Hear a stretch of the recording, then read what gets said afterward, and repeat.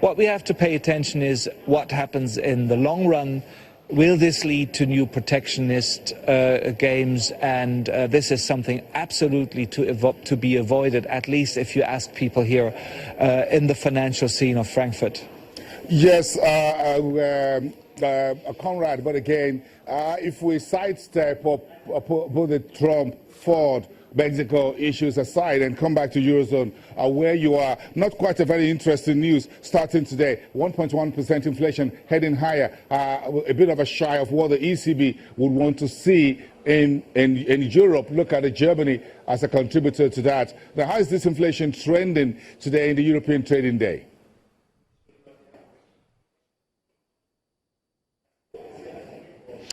Well, you know, this 1.1 consumer price inflation in December is the highest annually rate we've seen here in 3 years.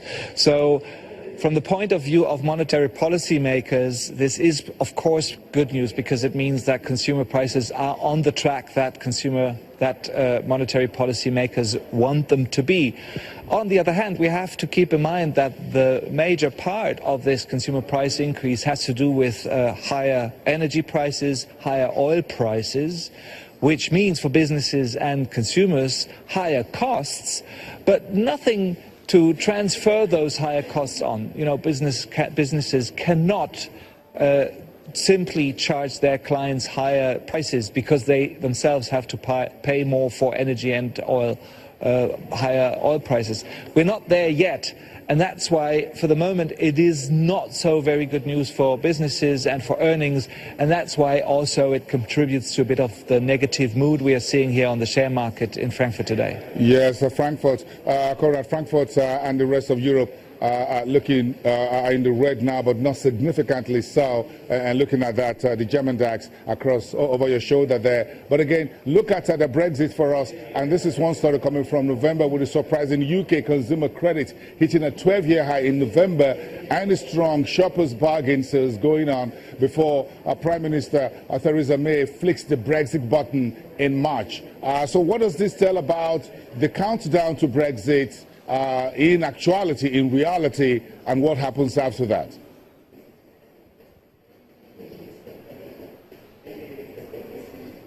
Well, Bosun, your question already implies what probably was on the minds of all those consumers in the United Kingdom that went shopping like crazy towards the end of last year, and that, you know, took on more credit at the highest level in more than 11 years in order to be able to go shopping and bargain hunting.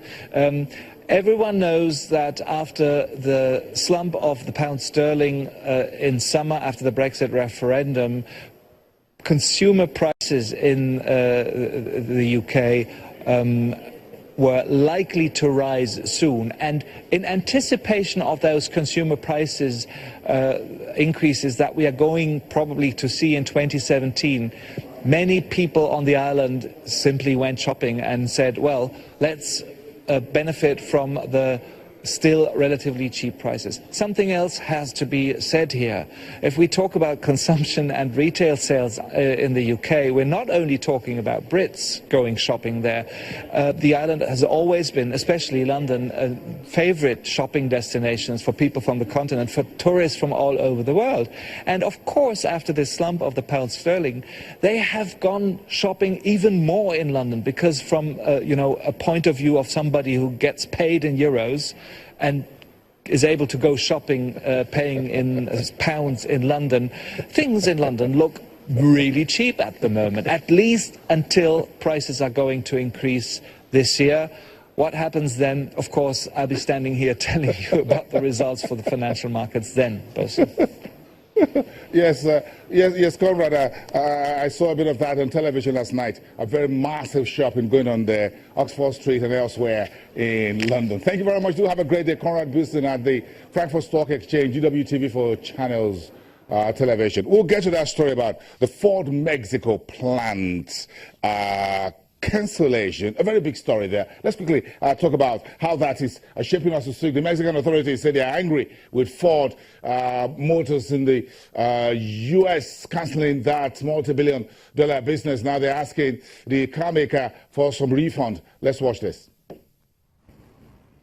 Ford Motors scrapped a planned Mexican car factory on Tuesday and added 700 jobs in Michigan as U.S. President-elect Donald Trump turned his attention towards rival General Motors with the threat of a big, broader tax over compact cars made in Mexico.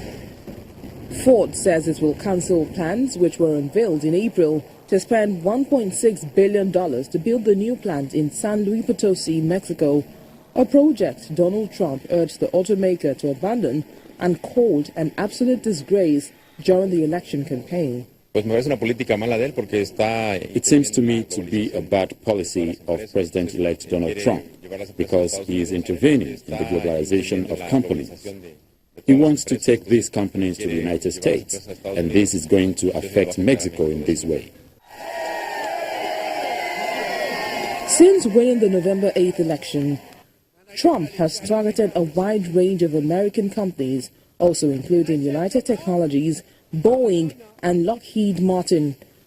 Trump also has touted decisions by companies to keep some production in the United States, including United's carrier unit in Indiana. Trump previously vowed to hit companies that shift production from America to other countries with a 35% tax on their exports into the United States. He also has denounced the North American Free Trade Agreement between the United States, Mexico, and Canada. The state government and Ford Motor Company will proceed in accordance with the terms of agreement in order to apply the agreed rules for early termination, which imply, in this case, a total refund by the company for all expenses paid by the state government on this project to date. The State Secretary of Finance and Economic Development will proceed to carry out the quantification of the resources used and the corresponding actions in mutual accordance with Ford Motor Company. Ford CEO Mark Fields called the move a vote of confidence in Trump, but primarily in a response to a decline in North American demand for small cars like those that would have been made at the Mexican plant. According to him, Ford would have made the same decision even if Trump had not been elected. We will come back. We'll take a look at the African fixed income markets with a focus on Nigeria. That's coming next.